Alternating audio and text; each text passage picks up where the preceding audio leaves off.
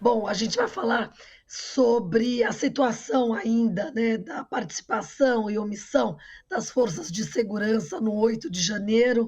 A nossa conversa agora é com Adilson Paes de Souza, pesquisador, tenente-coronel aposentado da Polícia Militar de São Paulo, doutor em Psicologia Escolar e do Desenvolvimento Humano pelo Instituto de Psicologia da USP, mestre em Direitos Humanos pela Faculdade de Direito da Universidade de São Paulo, membro do grupo de estudos Saúde Mental e Segurança Pública do Instituto de Pesquisa, Prevenção e Estudos em Suicídio IPES Brasil. Olá, Dilson, bom dia. Desculpe novamente a minha voz, viu? Pelo amor de Deus, não tem que desculpar nada. Bom dia a você e a todas as pessoas que nos acompanham. Um prazer estar aqui. Prazer é o nosso, Adilson. Bom, inicialmente eu gostaria que você falasse sobre a notícia, né, de que a ministra do Supremo Tribunal Federal, a Rosa Weber, suspendeu em caráter provisório o trecho do decreto de indulto de Natal concedido pelo ex-presidente Bolsonaro, que beneficiaria os policiais militares condenados pelo massacre do Carandiru. O STF ainda vai julgar em plenário essa decisão. Tem ainda o Tribunal de Justiça de São Paulo, que também vai julgar a inconstitucionalidade do indulto também, no que se refere aos policiais militares. Enfim, como é que você viu essa notícia, Adilson? Eu creio que essa medida, e creio que ela será mantida, ela será reafirmada pelo plenário, obviamente não contando com o voto dos dois ministros indicados pelo Bolsonaro, será uma surpresa se eles votarem a favor pela manutenção do voto da ministra Rosa Weber, mas eu creio que ela será mantida no plenário. Ela demonstra, ela confirma o papel do STF como guardião da Constituição brasileira. Essa parte desse decreto editado pelo Bolsonaro, ele teve uma encomenda de assegurar a impunidade, um crime praticado há mais de 30 anos.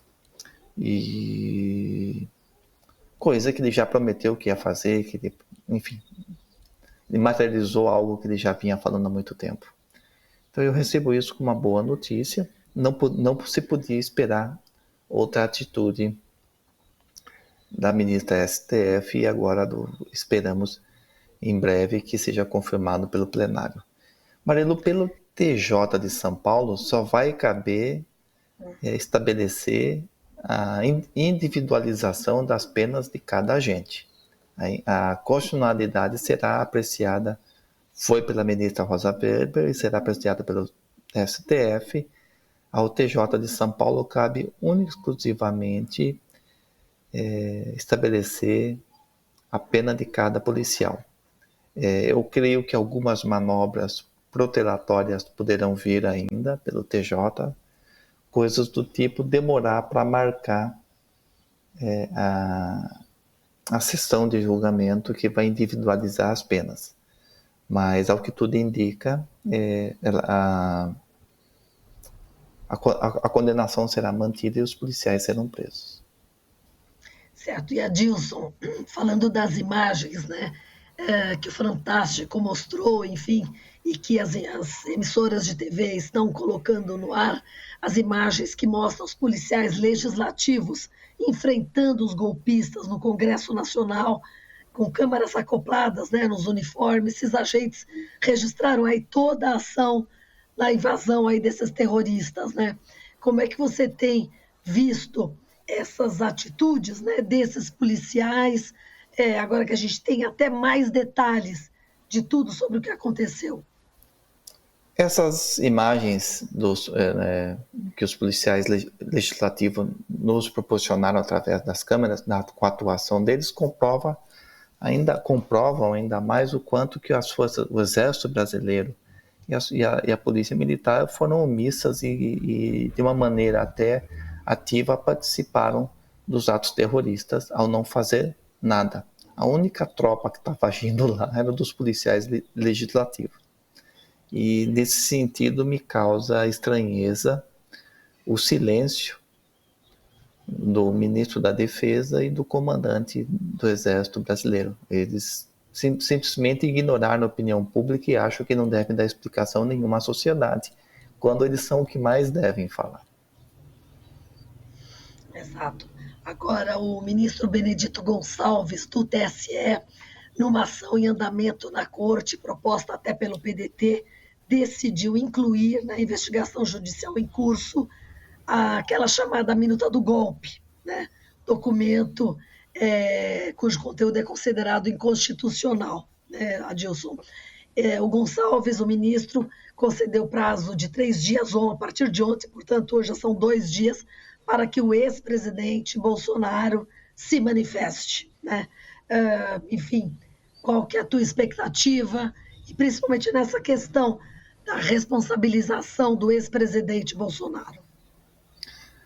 A decretação a punição do Bolsonaro com a inegibilidade, para mim é coisa óbvia. Eu vejo com uma preocupação essas medidas, que eu tenho medo que parem por aí em relação ao Bolsonaro. Explico. Até hoje, mesmo com todas as provas do que o Bolsonaro fez durante 4 anos, mesmo ele compartilhando uma publicação 2 dias após os atos terroristas, duvidando do processo eleitoral e ajudando a inflamar mais ainda as suas bases, mesmo ele fazendo um novo cercadinho lá em Miami, dando declarações dúbias que ajudam a inflamar mais ainda a situação, ele não foi indiciado em inquérito. Ele não foi indiciado. Não foi pedida a prisão preventiva do Bolsonaro. Não foi declarada a indisponibilidade de bens do Bolsonaro. Então eu temo que a única punição que caiba ao Bolsonaro seja a inegibilidade, que é cabível, que é mais do que correta. Mas eu temo a existência de um acordão. Eu temo que a manobra seja instaurar uma eventual ação penal contra o Bolsonaro que vai se protelar através do tempo. Mais ou menos o que aconteceu em relação ao massacre do Carandiru, que levou 30 anos para haver uma punição que ainda não se cumpriu. É óbvio que o Bolsonaro já deveria estar preso. Eu explico a minha preocupação porque eu li nos jornais manifestações em off de ministros do STF dizendo ser receoso prender o Bolsonaro agora, pois poderia causar mais instabilidade. Ora, se o medo de causar instabilidade social for uma determinante para não prender alguém, eu fico imaginando que não se deve prender algum líder do PCC porque poderá haver uma revolta, uma rebelião em estabelecimentos prisionais.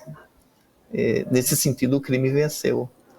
Então, eu acho legítima, correta, eu acho que deve ser decretado o mais rápido possível a inegibilidade do Bolsonaro, mas não deve parar por aí. E eu temo que o tal acordão esteja em andamento. Agora, esse acordão seria acordão. Que informações você tem, Adilson, a respeito disso? Marilu até agora só foi pego peixe pequeno. Das medidas liminares decretadas de indisponibilidade e penhoras de bem são peixes pequenos. São 40, 50, 60 empresários aí da área de transportes. Eu fico pensando o seguinte: por que o Ibanez Rocha não foi indiciado em inquérito como o Anderson Torres e o comandante-geral da Polícia do Distrito Federal foram? O Ibanez Rocha, a cúpula da segurança pública dele, tirando o delegado-geral de polícia que não está nessa, do Distrito Federal, está envolvido e ele não sabia de nada? Por que não foi decretada a indisponibilidade de bens do Anderson Rocha, do Anderson Torres, do Ibanez Torres e do comandante-geral? Por que não foi decretada a indisponibilidade de bens e indiciados em inquérito deputados sabidamente que trabalharam pelo golpe, como, por exemplo, Eduardo Bolsonaro, Bia Kicis e Carla Zambelli? Por que eles não foram indiciados em inquéritos? Então eu estou vendo o movimento e eu quero estar errado, mas lamentavelmente eu não tenho errado nas minhas previsões negativas, mas espero estar errado, que estão pegando peixinho. E os peixões estão aí passando ao largo. São nessas evidências que eu baseio as minhas preocupações. Por quê que o comandante do Exército ou os comandantes militares dos respectivos comandos regionais não foram punidos ou não foram indiciados em inquérito, sendo que os acampamentos golpistas ao redor dos quartéis foram bases para a realização, para o planejamento e a realização desses ataques. Em relação às Forças Armadas, nada. Note que o único oficial das Forças Armadas que foi indiciado em inquérito foi um coronel que estava lá, em Brasília, no meio daquela confusão toda. Ele foi indiciado em inquérito por ter ofendido oficiais generais, mas ele não foi indiciado em inquérito pela participação nos atos. Então eu vejo tudo isso com muita preocupação.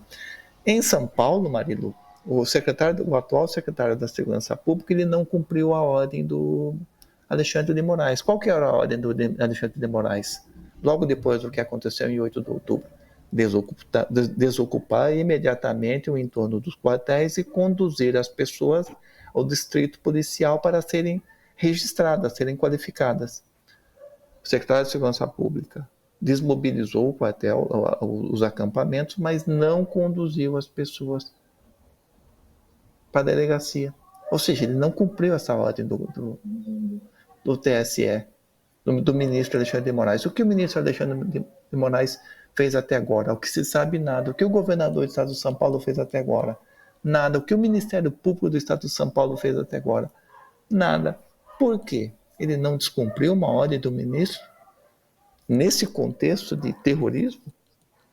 Esses sinais vão passando a imagem de que poderá haver continuidade de atos terroristas pelo Brasil. Nós temos várias torres de energia elétrica danificadas pelo Brasil. Onde isso vai parar? Nós vamos esperar acontecer um atentado à bomba com mais vítimas? Nós vamos esperar... Lembra, Marilu, que eu alertei que nós podíamos ter uma tragédia em Brasília? E teve. Os sinais estão dados. Então eu estou vendo com muita preocupação que peixes grandes não estão sendo punidos.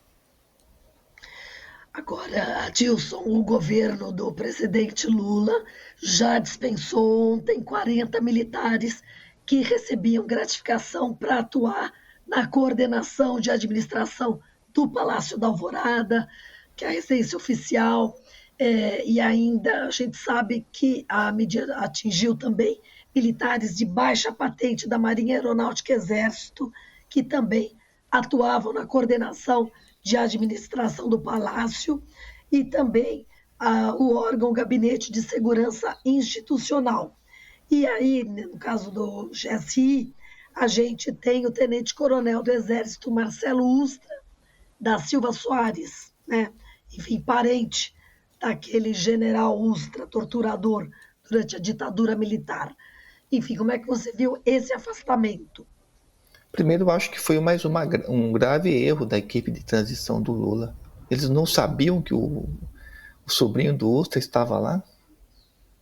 Teve uma equipe de transição, eles não sabem quem está trabalhando lá? Isso é grave. Precisou acontecer o que acontecer para descobrir que o sobrinho do Ustra estava lá e que esses militares não fizeram nada para proteger o palácio? Até mesmo para conservar o palácio? E nesse sentido, Marilu, o que o GSI e o comandante do batalhão da Guarda Presidencial fez para impedir o que aconteceu no Palácio do Planalto? E ninguém fala nada. Então, eu vejo com preocupação essa demora de atitudes, viu? Eu acho mais do que correto retirar essas pessoas de lá, que estão intimamente ligadas ao governo anterior, que evidentemente e abertamente hostil a esse governo, né? E não poderiam estar lá, mas demorou. E continua sem tomar providência contra quem é responsável pela segurança, que é o GSI e o comandante do batalhão da Guarda Presidencial. O que aconteceu até agora com eles? Nada. Agora, Dilson, o ministro da Justiça e Segurança Pública, Flávio Dino, ele deu uma entrevista à imprensa alternativa ontem e ele deu em primeira mão esse pacote da democracia, né? Enfim, falando que vai tomar realmente medidas, principalmente também nas áreas da questão de fake news, nas áreas de comunicação, enfim, são várias as providências que ele pretende tomar, né, nesse sentido.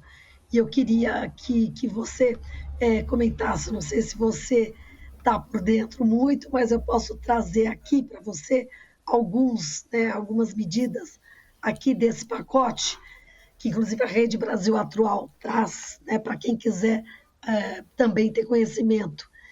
Ele disse que vai apresentar ao presidente Lula um projeto de lei tipificando os crimes contra o Estado de Direito cometidos na internet, que foi anunciada já em primeira mão, como eu já falei, será um PL pequeno e enxuto, com medidas objetivas para oportunizar o direito de resposta, a retirada de conteúdos das redes sociais e o cumprimento pelas plataformas digitais de deveres éticos. Como é que você viu essa intenção aqui do ministro? Eu não conheço o teor da medida proposta pelo Flávio Dino, mas me parece que a atual legislação já permite a atuação por parte do Estado na repressão a esses delitos. Talvez eles desejem especificar mais determinadas, de uma maneira mais a miúde, digamos assim, traçar de maneira mais a miúde determinadas condutas. Mas a legislação que está já pode ser aplicada. A questão é que a legislação não está sendo aplicada, como eu venho falando desde o começo da entrevista, para determinadas pessoas. Mas tudo que vier à tona, tudo que puder ser colocado em prática dentro do devido processo legislativo para endurecer a atuação do Estado contra, no caso, atos terroristas, é bem-vindo. Contudo, só a letra da lei não resolve. Precisa ter uma disposição constante do Estado em querer punir. Então, eu não acho que letra da lei só resolve essa questão. Ela pode mandar uma boa mensagem, mas tem que ser efetivada com a atuação do Estado prendendo as pessoas. Obviamente que essa lei, se aprovada, ela não se aplica a esses casos devido ao princípio constitucional da vedação da anterioridade da lei penal. Ela não vale para fatos pretéricos havidos a ela. Mas eu não sei até que ponto isso pode ser efetivo, sendo que nós temos medidas jurídicas que podem ser aplicadas e não estão sendo aplicadas no momento. Adilson, quero agradecer muito aqui a sua participação. Infelizmente, eu realmente estou com dificuldades aqui na fala. Te agradeço demais e até uma próxima oportunidade, viu? Eu agradeço, Marilu. Eu quero novamente frisar que eu tenho uma leitura um tanto pesada da situação, porque eu estou cansado de ver medidas que não resolvem nada. Estou cansado de ver medidas tomadas pela metade. Volto a falar, a sociedade tem que ficar muito atenta que está faltando gente grande nesses balaio aí dos terroristas presos. Nós precisamos ter essas pessoas presas, porque enquanto as pessoas, no caso, o ex-presidente da República, permanecerem em liberdades, passa uma clara mensagem aos terroristas e golpistas de impunidade e de encorajamento para a continuidade da prática delitiva. Isso preocupa.